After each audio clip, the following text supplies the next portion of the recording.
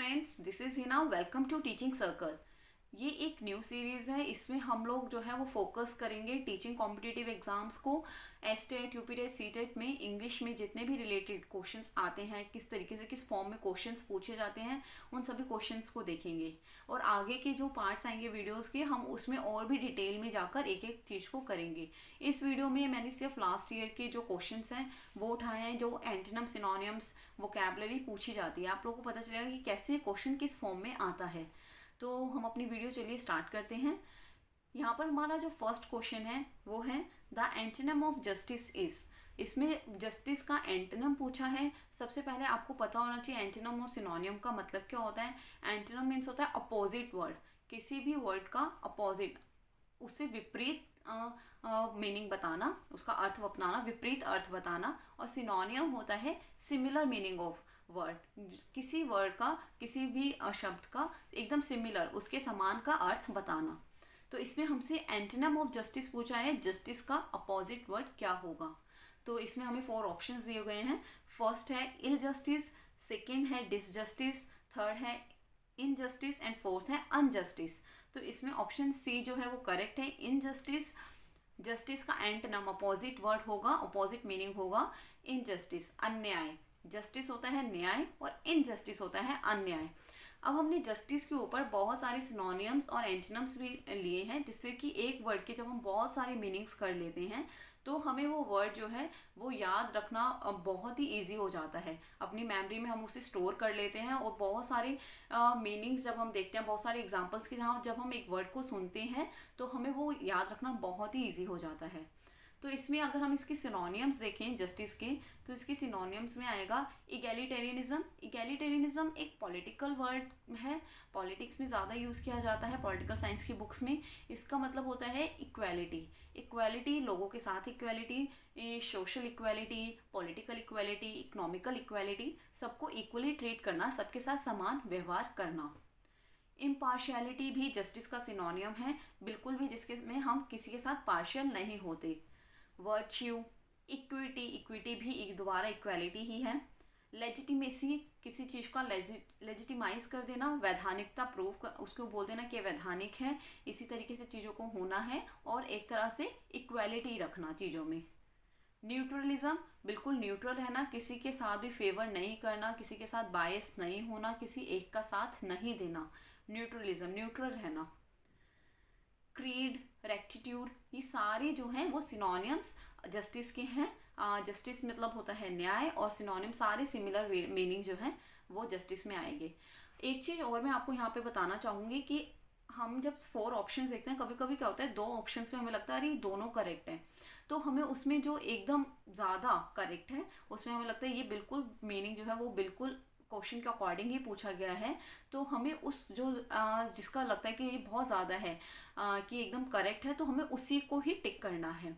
बहुत ज़्यादा मतलब अभी मैं आपको एक नेक्स्ट क्वेश्चन आएगा, उसमें इस एग्जांपल के थ्रू अच्छे से और आपको पता चलेगा कि कैसे हमें उसको क्लिक करना है, कि कैसे हमें पता चलेगा कि कौन सा ऑप्शन ज़्यादा करेक्ट है। अगर हम इसके एंटोनिम्स में देखें जस्टिस के, तो एंटोनिम्स में आएगा अनफेयरनेस। अनफेयरनेस मतलब बिल्कुल भी फेयर नहीं होना, बायस होना चीज़ों को लेकर, पक्षपात करना। इम्प्रॉपर्टी, इम्प्रॉपर्टी होता है कि मोरालिटी, मतलब एक होता है ना नैतिक दृष्टि से कोई काम गलत करना, तो ये भी इसका एंटोनिम है। रॉन्ग डूइंग, गलत कार्य करना कोई भी। बायस, पक्षपात होना कि किसी का फेवर ज़्यादा करना है, किसी का फेवर कम करना है। Favouritism, one sidedness, iniquity, favour, ये सब जो है वो एंटोनिम्स हैं जस्टिस के, जो किस पे होते हैं, अन्याय, जो अन्याय करता है, जो बिल्कुल बायस रहता है। तो यहाँ पे हमने जस्टिस के सिनोनिम्स और एंटोनिम्स देखे। अब आपको जस्टिस जो है वो बिल्कुल क्लियर हो गया होगा। अब ऑप्शन में हमें इनजस्टिस पूछा है, जिसका मतलब अन्याय है, इसलिए हम उसको ही टिक करेंगे। ऑप्शन सी जो था वो यहाँ पे करेक्ट है। चलिए अब हम अपना नेक्स्ट क्वेश्चन देखते हैं। नेक्स्ट क्वेश्चन है द सिनोनियम ऑफ एड्रॉइट इज। ये भी यूपीटेट में ही पूछा गया है 2020 में। इसमें एड्रॉइट का सिनोनियम पूछा गया है। सिनोनियम मैंने आपको बताया था, सिनोनियम होता है सिमिलर मीनिंग, सेम वर्ड होना। इसमें 4 ऑप्शंस हैं, potent, second powerful, third clever and fourth skill. तो अभी आप यहाँ पे देख सकते हैं, इसमें क्लेवर भी कहीं ना कहीं एड्रॉइट का मीनिंग होता है कि क्लेवर होना बहुत ज़्यादा, लेकिन इसमें जो करेक्ट इसका आंसर है वो होगा स्किल, ऑप्शन डी स्किलफुल। मतलब कोई पर्सन जब बहुत ज़्यादा स्किलफुल होता है, बहुत ही अच्छे से कोई काम करता है, तो उसे हम स्किल पर्सन कहते हैं कि ये बहुत ही ज़्यादा स्किलफुल है, ये बहुत ही अच्छे से अपना काम कर रहा है। तो इस इधर जो ऑप्शन डी है वो करेक्ट है, स्किल। अब मैं आपको यहाँ पे बताती हूँ कि कैसे एड्रॉइड में स्किल और क्लेवरनेस में कैसी चीज़ें चेंज होती हैं। मतलब कि अभी मैंने आप लोगों को थोड़ी देर पहले बताया कि क्लेवर मतलब भी एड्रॉइड है, लेकिन उसका जो करेक्ट और भी अच्छा ऑप्शन जो है वो स्किल्ड है। अब जब हम उसके सिनोनिम्स और एंटोनिम्स देखेंगे तो आपको दिखेगा कि सिनोनिम में सारे जितने भी वर्ड्स हमने यूज़ किए हैं उसमें कहीं ना कहीं स्किलफुल पर्सन जो है वो एक निकल ही रहा है। तो इसका जो करेक्ट मीनिंग है, जो ज़्यादा सही है, वो है मोस्ट अप्रोप्रिएट वर्ड जो है एड्रॉइड के सिनोनिम के लिए, सिमिलर मीनिंग के लिए, वो है स्किल। इसके सिनोनिम्स में हम देख सकते हैं एडेप्ट। अडेप्ट मीन्स भी होता है किसी चीज़ में निपुण होना, एकदम अच्छे से उस कार्य को आना। डेफ्ट मीन्स होता है स्किलफुल और क्विक, बहुत ही जल्दी से कोई काम कर देना, बहुत ही स्किलफुल पर्सन। मास्टरफुल, बिल्कुल मास्टर है भाई कोई एक काम करने में। Polished, agile, quickly and easily होता है, इसका मतलब बहुत ही जल्दी और अच्छे से करना काम को। Nimble, proficient, practice, word to show excellence और स्किल होना। आर्टफुल होना कि बहुत ही ज़्यादा ये आर्टफुल है। इसके एंटोनिम्स में हम देखेंगे तो एंटोनिम्स में आएगा एमेच्योर। एमेच्योर मीन्स होता है प्रोफेशनली काम नहीं करना, मतलब ऐसे ही मज़े के लिए काम कर दिया लेकिन पैसों के लिए काम नहीं किया, एक तरह से अनप्रोफेशनल, अव्यवसायी कहा जा सकता है। क्लमसी, क्लमसी मीन्स लापरवाह है बिल्कुल काम के लिए। इनकॉम्पिटेंट, इनएप्ट, इनएप्ट मीन्स होता है not able to do something well, बहुत ही अच्छे से कोई भी काम करने के लिए एबल होना। फुलिश, बंगलिंग, तो ये सारे एग्जांपल्स जो हैं, ये सारे वर्ड्स जो हैं वो एंटोनिम्स के हैं। तो अब आपको पता चला एड्रॉइड वर्ड का एग्जैक्टली जो सिनोनिम है वो क्या जाता है, स्किल, एक कोई भी स्किलफुल पर्सन होना। तो इसलिए हमने यहाँ पे बहुत सारे एंटोनिम्स और सिनोनिम्स लिए जिससे हम उस वर्ड को एकदम ध्यान रख सकें। अब हम अपना नेक्स्ट क्वेश्चन देखते हैं। नेक्स्ट क्वेश्चन है choose the correct antonym for the word given below. Bankrupt, bankrupt के ऊपर हमें क्या बताना है, बैंकरप्ट का एंटोनिम बताना है, अपोजिट वर्ड बताना है। इसमें 4 ऑप्शंस हैं इसमें भी। फर्स्ट है पेनीलेस, जिसके पास पैसे नहीं होते। इंसॉल्वेंट, थर्ड रुइन, खराब कर देना। And fourth solvent. तो इसमें ऑप्शन 4 जो है वो करेक्ट है, सोलवेंट। सोलवेंट जो है वो अपोजिट वर्ड है, बैंकरप्ट का एंटोनिम में यूज होगा, तो इसलिए यहाँ पे ऑप्शन डी जो है वो करेक्ट है, सोलवेंट। बैंक, ये एचटेट का क्वेश्चन है, एचटेट में पूछा गया है। इसमें बैंकरप्ट का क्या मतलब होता है, बैंकरप्ट का मतलब होता है कोई एक वो पर्सन जो अपने डेब्ट्स मतलब होता है जो उसने बैंक से उधार लिया है, ऋण लेना, जब वो उसको पे पूरा नहीं कर पाता अपने उधार को, तो उसे कहते हैं कि वो बैंकरप्ट हो गया है। और इसीलिए इसका जो अपोजिट मीनिंग है इनसॉल्वेंट, सॉल्वेंट का मतलब होता है ऐसा पर्सन जिसने बैंक से लिया है उधार, डेब्ट्स लिए हैं, लेकिन उसके पास संपत्ति है, एसेट्स हैं, जिससे वो अपने जो उधार है वो बैंक को दे सकता है। तो इसलिए इस बैंकरप्ट का अपोजिट मीनिंग हो गया सॉल्वेंट। अब जो इनसॉल्वेंट है, रुइन है और पेनीलेस, ये तीनों ही बैंकरप्ट के सिनोनिम्स हैं। और एंटोनिम्स में हो गया इंसॉल्वेंट, सॉल्वेंट, सॉल्वेंट जो अपने उधारों को दे सकता है, और इंसॉल्वेंट जिसके पास कुछ संपत्ति नहीं है, उसने बैंक से उधार ले लिया और वो अपना उधार जो है वो बैंक को पूरा नहीं कर सकता, इसलिए वो हो गया इंसॉल्वेंट। ये हो गया सिनोनियम, सिमिलर वर्ड। लेकिन हमें क्या पूछा है, एंटोनिम, एंटोनिम होता है अपोजिट वर्ड, इसलिए ऑप्शन 4 जो है सॉल्वेंट जो है वो यहाँ पर करेक्ट है, जो जिनके पास संपत्ति होती है और वो अपने बैंक से ले गए उधार को बैंक को पूरा कर पाते हैं। तो ऑप्शन 4 जो है वो यहाँ पे करेक्ट है, सॉल्वेंट। नेक्स्ट क्वेश्चन जो है वो है, ये यूपीटेट का क्वेश्चन है, यूपीटेट में आया हुआ है। लेक्सिकोलॉजिस्ट मीन्स, लेक्सिकोलॉजिस्ट कौन सा पर्सन होता है, इसका क्या अर्थ होता है। तो इसमें 4 ऑप्शंस दिए गए हैं। Option first, one who rights essay. Second, one who composes poems, जो पोएम कंपोज करता है। Third, one who studies the form, meaning and behaviour of words. Fourth, one who rights literary articles. तो इसमें option 3 जो है वो correct है, one who studies the form, meaning and behaviour of words, जो अच्छे से वर्ड्स को, मीनिंग्स को पूरा ध्यान रखता है, उनको पूरा अच्छे से पढ़ता है, समझता है, उसको क्या कहा जाता है, उसको कहा जाता है लेक्सिकोलॉजिस्ट। तो यहाँ पे लेक्सिकोलॉजिस्ट का मतलब है one who studies the form, meaning and behaviour of words. Option third जो है वो यहाँ पर करेक्ट है। बहुत से ऐसे भी वर्ड्स आते हैं कि अच्छा लेक्सिकोलॉजिस्ट किसे कहा जाता है, ऐसा कौन सा पर्सन है, तो आप देख लेंगे क्योंकि हमारे इंग्लिश से रिलेटेड है, अच्छे से पढ़ने से उसमें आया है। तो जो बहुत ज़्यादा फॉर्म, मीनिंग और बिहेवियर वर्ड्स के ऊपर पूरा फोकस करेगा वही लेक्सिकोलॉजिस्ट होता है।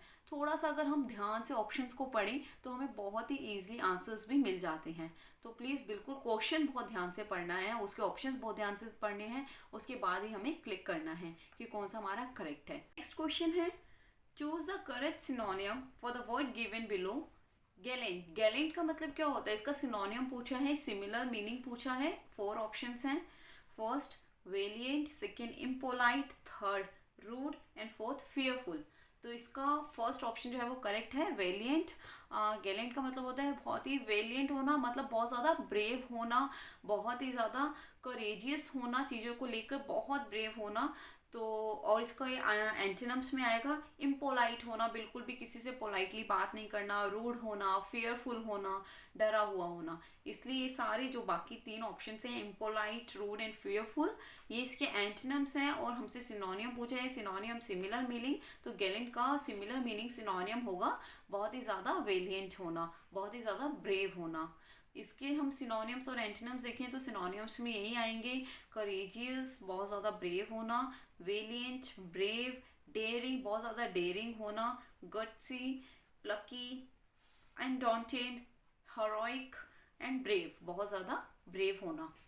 एंटोनिम्स में देखें, एंटोनिम्स में आएंगे इसके बहुत ही कॉवर्डली, कॉवर्डली मीन्स होता है कायर होना, एकदम बिल्कुल भी आप में कुछ काम करने की क्षमता ही नहीं है, बिल्कुल कायर है।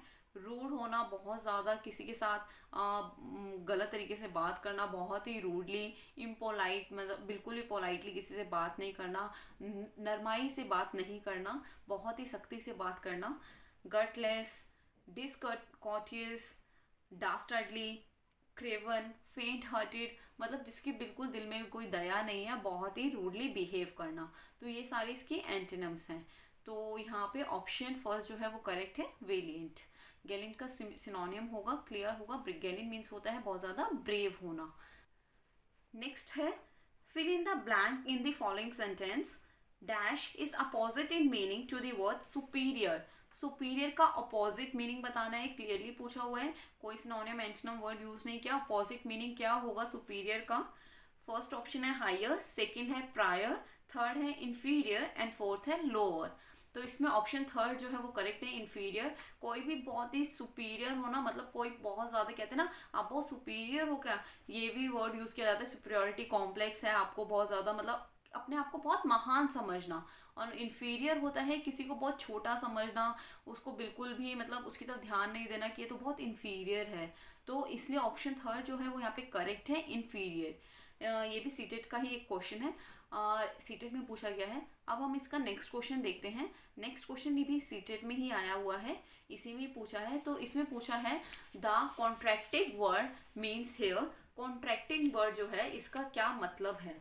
कॉन्ट्रैक्टिंग का मतलब होता है, इसमें 4 ऑप्शंस हैं, receiving, removing, catching and avoiding. तो इसमें ऑप्शन थर्ड जो है वो करेक्ट है, कैचिंग। किसी भी चीज़ को एकदम से कैच कर लेना।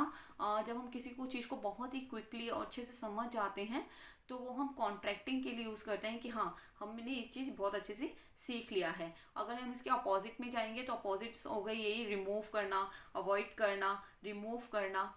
अगर आप लोग देखें तो एक बहुत कभी कभी क्या होता है, हमें नहीं पता इसका करेक्ट मीनिंग क्या है। इस ऑप्शन जो ये वर्ड है हमें सिनोनिम, तो आप जब सारे ऑप्शंस को देखेंगे ना तो आपको उसमें 3 जो है वो 3 ऑप्शंस होते हैं ना वो आपस में ही सिमिलर होते हैं और एक अपोजिट होता है। तो आप लोग को पता चल जाएगा कि हाँ ये अपोजिट वाला ही करेक्ट आंसर है, क्योंकि इसमें ये ऑप्शन जो है वो अपोजिट है।